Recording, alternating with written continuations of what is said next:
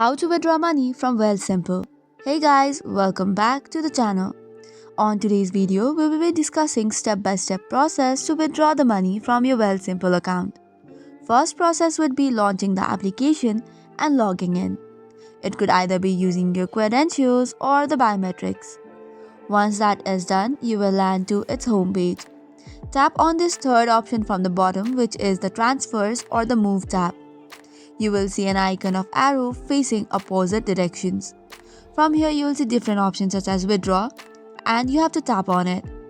But make sure to verify your identity before doing so. So once you have tapped on the withdraw option, select the account from which you would like to withdraw the money. It could be your cash account, your tax account or your crypto account. Then you'll have to choose where you would like to transfer the money.